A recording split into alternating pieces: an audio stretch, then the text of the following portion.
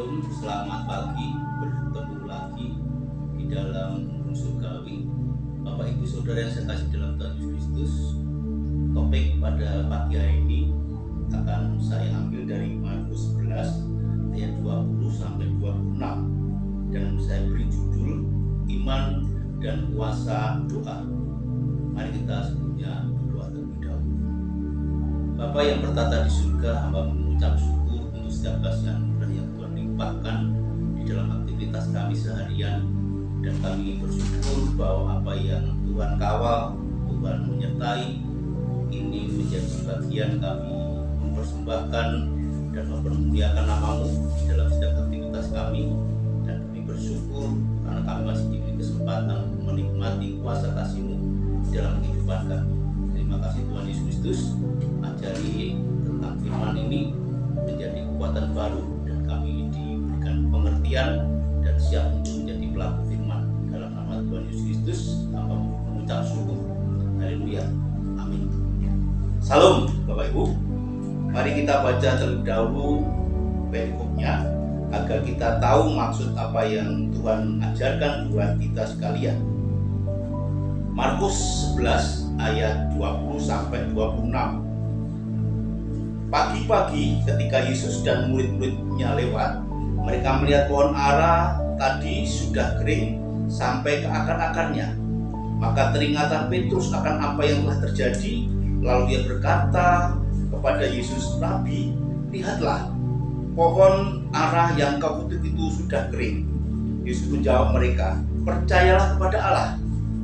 Aku berkata kepadamu, sesungguhnya barang siapa berkata kepada gunung ini, beranjaklah dan tercampaklah ke dalam laut, asal tidak bimbang hatinya, tetapi percaya bahwa apa yang dikatakan itu akan terjadi, maka hal itu akan terjadi baginya. Karena itu, aku berkata kepadamu, apa saja yang kamu minta dan doakan, percayalah bahwa kamu telah menerimanya, maka hal itu akan diberikan kepadamu. Dan jika kamu berdiri untuk berdoa, ampunilah dahulu sekiranya ada barang sesuatu dalam hatimu terhadap seseorang, supaya juga Bapamu yang di surga mengampuni kesalahan-kesalahanmu. Tapi jika kamu tidak mengampuni, maka Bapamu yang di surga juga tidak akan mengampuni kesalahan-kesalahan. Bapak Ibu yang saya kasih dalam Tuhan Yesus Kristus, melalui perikop ini Markus mencatat perjalanan karya, keajaiban, kuasa, mujizat Yesus Kristus di hari-hari sebelum dia disalibkan. Markus mencatat sebelum narasi tadi kita baca, Yesus Kristus dipelulukan ketika dia masuk ke bait Allah, dipelulukan bagi seluruh bangsa Israel atas kedatangan Mesias di Yerusalem. Dengan berteriak Hosana, diberkatilah dia yang datang dalam nama Tuhan. Dan setelah itu, ketika Yesus tiba di bait Allah, dia menyucikan bait Allah. Dia mengatakan, rumahku akan disebut rumah doa bagi segala bangsa. Tetapi kamu ini telah menjadikan sarang penyaut. Di sisi lain, Yesus Kristus yang penuh dengan kuasa, keajaiban, mujizat itu telah membuktikan karya sebagai manusia dan ilahi sendiri, Allah sendiri. Dan ketika mereka meresponi kedatangan Yesus Kristus di Yerusalem dengan maksud tujuan untuk menjadi raja, menggulingkan atau melakukan pemberontakan kepada bangsa Romawi yang menjadi penjajah di masa itu. Kedatangan Yesus Kristus sebagai Mesias yang merupakan adalah raja di atas segala raja, itu tujuan Yesus Kristus. Dan ketika dia melihat dalam perjalanan menuju Yerusalem ke bait Allah, tempat persekutu orang-orang yang percaya kepada Tuhan, dia mendapati pohon ara yang tidak berbuah. Dan dia mengatakan, Jangan lagi seorang pun makan buahmu selama-lamanya. Dan muridnya pun mendengar. Bapak Ibu yang saya kasih Tuhan Yesus Kristus, melihat kejadian itu takjublah Petrus. Dia penasaran, Bapak Saudara. Tetapi anehnya, Yesus tidak menjawab pertanyaan Petrus, melainkan dia mengalihkan pernyataan Petrus untuk dia fokus bukan kepada hal pohon ara itu akhirnya kering, namun supaya Petrus dan teman-temannya, para murid lainnya fokus melihat karya Tuhan. Percayalah kepada Tuhan.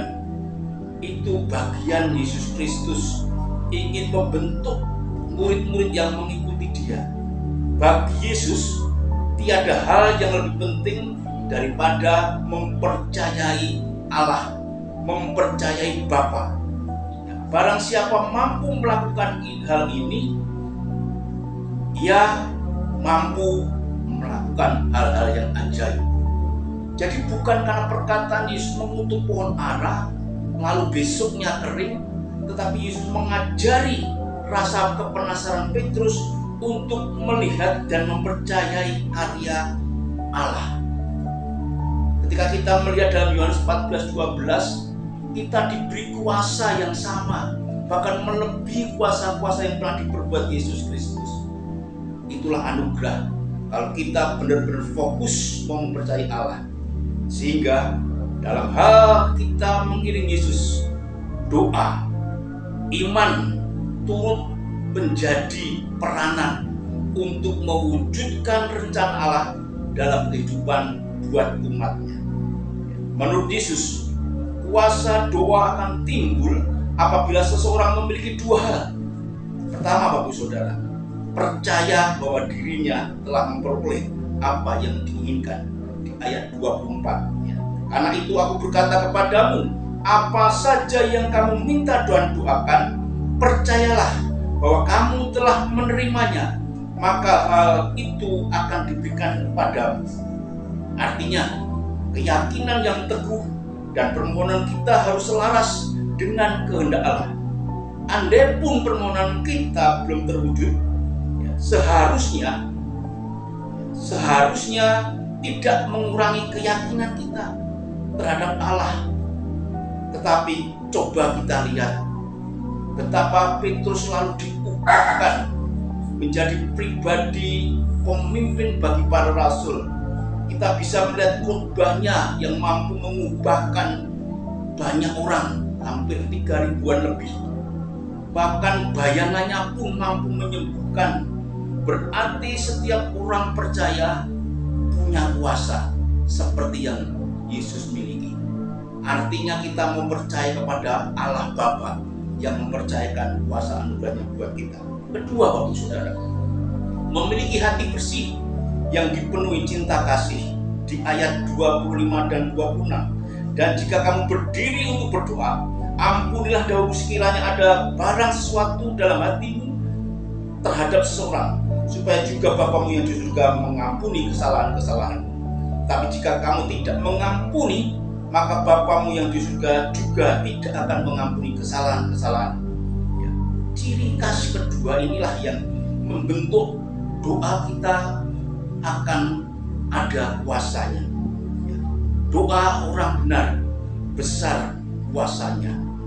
Untuk bisa besar kuasanya diperlukan hati bersih, hati yang mau bersekutu dengan Tuhan, tidak punya hambatan ketika kita beres dengan orang lain, beres dengan diri sendiri. Hanya cinta kasih yang memampukan kita mampu memberikan yang terbaik dalam hidup ini. Bapak Ibu yang saya kasih dalam Tuhan Yesus Kristus, ketika kita melihat banyak hal yang dilakukan Yesus Kristus dan itu direkam para murid kita di masa sekarang ini, dengan mempercayakan iman kita bahwa kita harus punya iman percaya kepada Tuhan, Dan kedua, kita memiliki hati yang bersih di dalam mengiring Tuhan. 1 Korintus 13 ayat 1 sampai 3. Bukti iman itu melebihi dari pengharapan. Dan iman oleh pengharapan harus bisa dimuati dengan tindakan kasih. Jika kedua unsur ini ada, maka Allah mengabulkan doa kita dan kita diberi kuasa sebagai orang benar yang dipenuhi dengan kuasa untuk melakukan mujizat keajaiban. Doa dan kuasa doa memampukan perubahan bagi orang yang mau mendengarkan dan percaya.